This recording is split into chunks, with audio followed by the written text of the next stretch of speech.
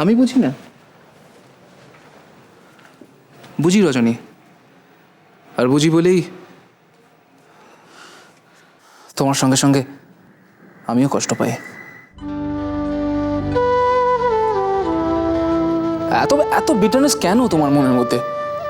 তোমাকে আমি এত ভালোবাসি, এত, আমার বাড়ির লোক তোমাকে এত ভালোবাসে, তাহলে তুমি তোমার বর্তমানের খাতিরে তোমার অতীতটাকে ভুলে থাকতে পারো না? আমার মনের মধ্যে এই যে একটা শূন্যতার জায়গা আছে ইন্দ্র, তা কোনো ভালোবাসাই পূর্ণ করতে পারবে না।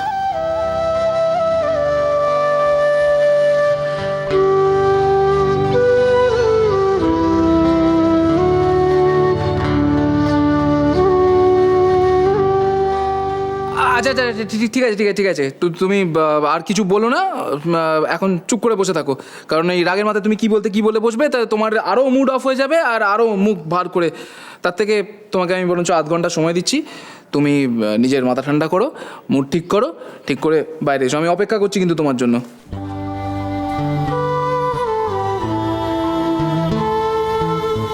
আর হ্যাঁ, মানে তুমি যদি নিজে না আসো তাহলে আমি এসে তোমাকে কোলে করে নিয়ে যাব, ঠিক আছে?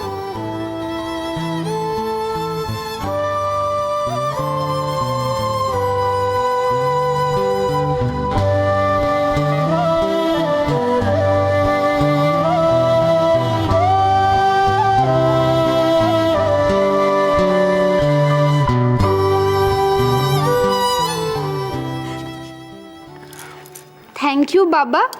You are the best. I love you. মা মা, তোমাকে তো বলাই হয়নি, জানো কালকে আমি আবার শপিং করতে যাচ্ছি। ললিতা, ললিতা, সেটা তো খুব ভালো কথা, কিন্তু কিন্তু তাই বলে তুমি তোমার বাবার কাছ থেকে পয়সা চাইলে ললিতা? না না ললিতা, এটা তুমি একদম ঠিক করনি, জানো তো? তোমার বাবা কি ভাবলেন বলো তো? কিন্তু মা, আমি তো ছোটবেলা থেকে সবসময় বাবার থেকেই টাকা চাই। সে আগে যা করেছো ললিতা, এখন তোমার বিয়ে হয়ে গেছে, এখন তুমি আমাদের বাড়ির বউ, এখন কথায় কথায় বাবার কাছে পয়সা চাইলে সেটা ভালো দেখায় না। তুমি এরকম না আর কখনো করো না, জানো তো? তুমি একটা কথা শোনো না, তোমার যখন যা দরকার হবে তুমি বরং বাবুর কাছ থেকে চেয়ে নে, কেমন? মা, কি হয়েছে?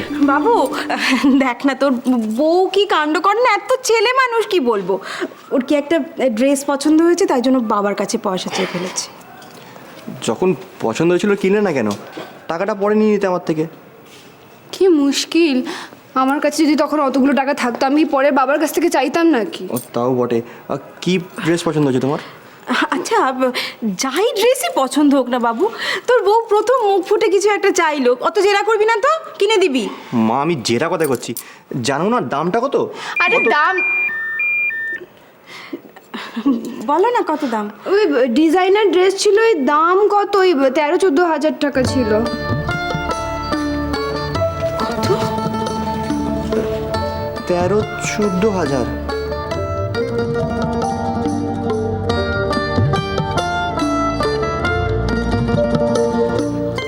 এই তুমি কত দাম বললে? এই বাবু, যত দামি হোক তুই কিনে দিবি, একদম কিপটেমি করবি না তো। ললিতা তুমি চিন্তা কর না তো, ও তোমার টাকাটা দিয়ে দেবে। থ্যাংক ইউ মা, থ্যাংক ইউ। শুনলে তো ঈশান মা কি বলছেন, একদম কিপটেমি করবে না। আসছি। একদম কিপটেমি করবে না বলে দিলেই হলো। এত দামি জামা, এতগুলো টাকা। মা, তুমি জানো না মাসে মাসে আমাকে গাড়ি ইএমআই পে করতে হয়? চুপ, একদম চুপ। বউ প্রথমবার মুখ ফুটে কিছু চেয়েছে বাবু, অত রাগ করতে নেই, কিনে দিবি। আর তুমি না কিছু বোঝো না। শোন না বাবু,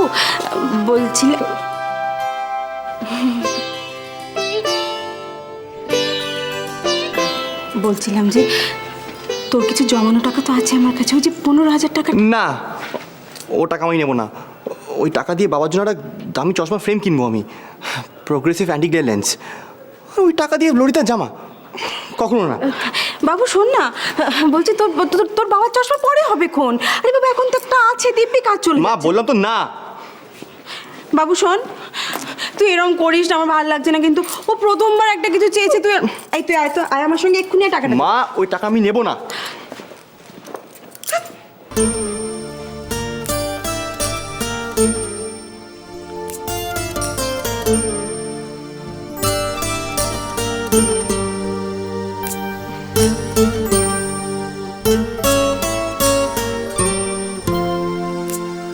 মা, ও মা, আচ্ছা ঠিক আছে, তুমি চাও তো আমি ললিতাকে দামি জামাটা কিনে দিই?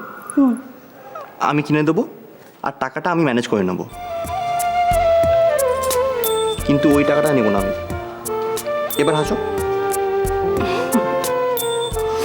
সোনা ছেলে আমার। মা, তুমি ললিতাকে এত ভালোবাসো? আমার চেয়েও বেশি? ভালোবাসবো না?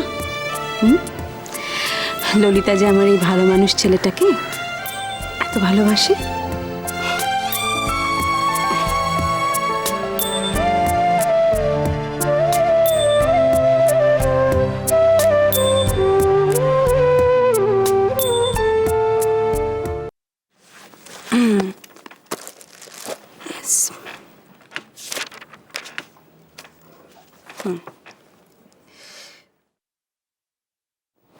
Treaty of Versailles, .1. রাইমা, এই রাইমা, এটা কি করছো বলো তো? তখন থেকে আমাকে একটু ঘুমোতে দেবে না নাকি? প্লিজ আলোটা বন্ধ করো না। হ্যাঁ প্লিজ, কি হিস্ট্রি জিওগ্রাফি কি করছো? কারেকশন করছো না পড়ছো? যাও না বাবা, টেবিলে গিয়ে করো না প্লিজ। এক সেকেন্ড দাঁড়াও না কনিষ্ক। আরে সারাদিন স্কুলে দাঁড়িয়ে দাঁড়িয়ে পড়াতে হয়, তারপরে চেয়ারে পা ঝুলিয়ে বসতে আমার একটু ইচ্ছে করছে না, ভীষণ পা ব্যথা করছে। একটু দাঁড়াই, হয়ে গেছে প্রায়। Just give me half an hour maximum. কি হাফ অ্যান আওয়ার করে যাচ্ছ তখন থেকে? এই করতে করতে 3 hours হয়ে গেল। তা ভাল লাগে না। ভাবলাম একটু তাড়াতাড়ি ঘুমিয়ে পড়বো, কাল সকাল সকাল মাকে নিয়ে বেরোনোর আছে, 6:30টার মধ্যে গাড়ি চলে আসবে। তা না, তখন থেকে ওয়েট আ সেকেন্ড, কোথায় যাবে?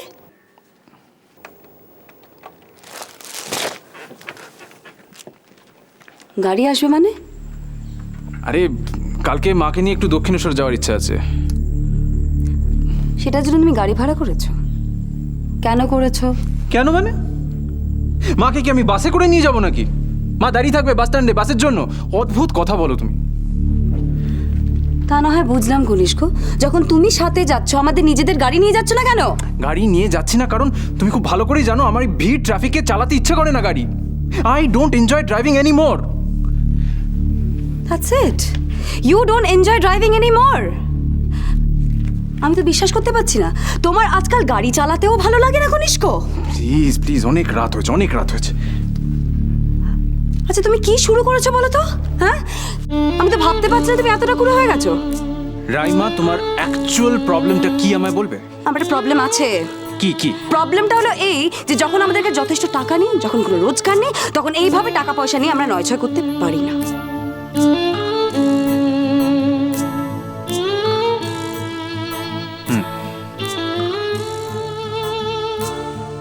আমি জানতাম তোমার অ্যাকচুয়াল প্রবলেমটা হচ্ছে আমার রোজগার না থাকাটা, আমার হাতে যথেষ্ট টাকা না থাকাটা।